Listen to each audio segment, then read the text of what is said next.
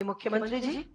और अब मैं बड़े ही आदर और सम्मान के साथ माननीय प्रधानमंत्री जी से अनुरोध करती हूँ कि यहाँ पर उपस्थित इन खिलाड़ियों को हम सबको अपना आशीर्वाद दें, हमारा मार्ग प्रशस्त करें, हमारा मार्गदर्शन करें। माननीय प्रधानमंत्री जी।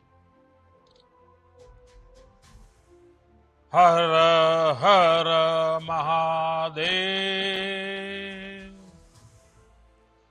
उत्तर प्रदेश के मुख्यमंत्री योगी आदित्यनाथ जी, उप मुख्यमंत्री ब्रजेश पाठक जी, यूपी सरकार में मंत्री भाई रविंद्र जायसवाल, दयाशंकर जी, गिरीश यादव जी, बनारस के मेयर भाई अशोक तिवारी जी, अन्य जनप्रतिनिधिगण, वॉलीबॉल एसोसिएशन के सभी पदाधिकारी, देश भर से आए सभी खिलाड़ी, काशी के मेरे परिवारजनों, नमस्कार। आज काशी के सांसद के नाते आप सभी खिलाड़ियों का स्वागत और अभिनंदन करते हुए मुझे बहुत खुशी हो रही है। आज से काशी में नेशनल वॉलीबॉल चैंपियनशिप का शुभारंभ हो रहा है। आप सभी खिलाड़ी बहुत कड़ी मेहनत के बाद इस नेशनल टूर्नामेंट तक पहुंचे हैं। आपने जो मेहनत की है, आने वाले दिनों में काशी के मैदान पर उसकी परीक्षा होगी। वैसे मुझे बताया गया है कि देश के 28 राज्यों की टीमें यहां जुटी है, यानी आप सब एक भारत श्रेष्ठ भारत की बहुत सुंदर तस्वीर भी प्रस्तुत कर रहे हैं। मैं चैंपियनशिप में हिस्सा ले रहे सभी खिलाड़ियों को बहुत बहुत शुभकामनाएं देता हूं। साथियों, हमारे यहां बनारसी में कहा जाता है, बनारस के जानल चाहत होव तब बनारस आवे के पड़ी। तो आप लोग बनारस आ गए हैं और अब बनारस को जान भी जाएंगे। हमारा बनारस खेल प्रेमियों का शहर है। कुश्ती, कुश्ती के अखाड़े, मुक्केबाजी, नौका दौड़, कबड्डी, ऐसे कई खेल यहां बहुत मशहूर है। बनारस ने कई खेलों के नेशनल खिलाड़ी भी दिए हैं। Banaras Hindu university, UP college, Kashi Vidyapith जैसे शिक्षा संस्थानों के खिलाड़ी राज्य और राष्ट्रीय स्तर पर छाए रहे हैं। और काशी तो हजारों वर्षों से उन सब का सत्कार करती आई है जो ज्ञान और कला की साधना के लिए यहां जाते हैं। और इसलिए मुझे विश्वास है, नेशनल वॉलीबॉल चैंपियनशिप के दौरान बनारस का जोश हाई हो रहेगा।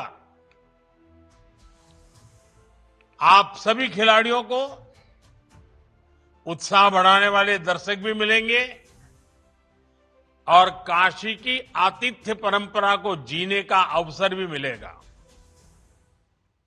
साथियों, वॉलीबॉल एक साधारण स्पोर्ट्स नहीं है। नेट के इस पार और उस पार दोनों तरफ यह संतुलन का खेल है, यह सहयोग का खेल है। और इस खेल में संकल्प शक्ति भी दिखती है। यानी बॉल को हर कीमत पर ऊपर ही उठाना है। वॉलीबॉल हमें टीम स्पिरिट से जोड़ती है। वॉलीबॉल के हर खिलाड़ी का मंत्र होता है टीम फर्स्ट।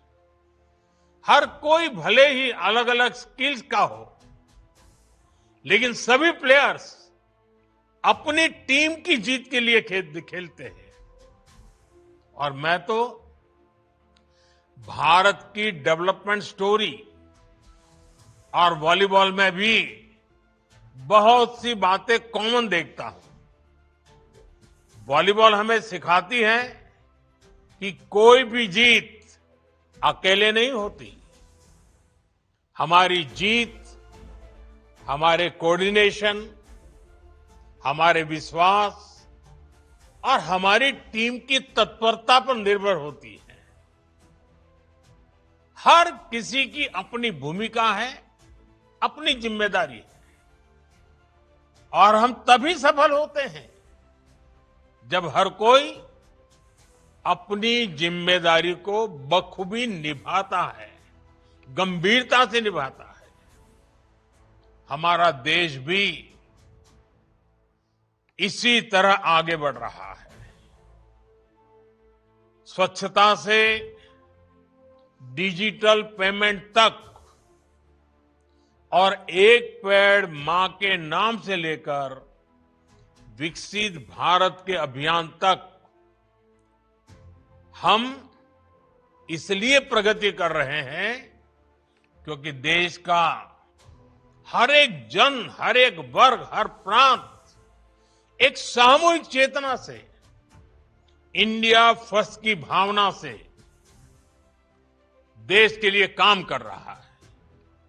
साथियों, आजकल दुनिया में भारत की ग्रोथ की, हमारी इकोनॉमी की भूरी भूरी प्रशंसा हो रही है।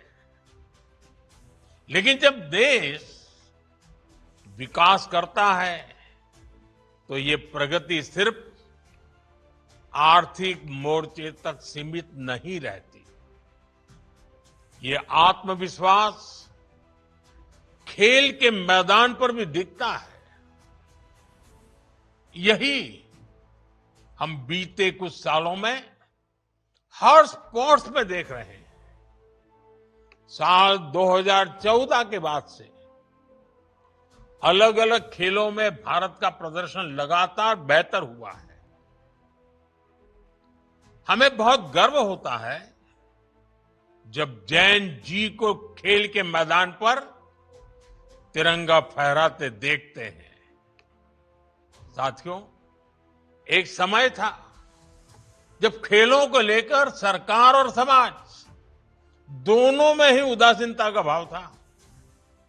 इस वजह से खिलाड़ियों में भी अपने भविष्य को लेकर आशंकाएं रहती थी। बहुत कम युवा स्पोर्ट्स को करियर की तरह अपनाते थे। लेकिन बीते दशक में स्पोर्ट्स को लेकर सरकार और समाज दोनों की ही सोच में बदलाव दिख रहा है। सरकार ने स्पोर्ट्स का बजट काफी ज्यादा बढ़ा दिया है।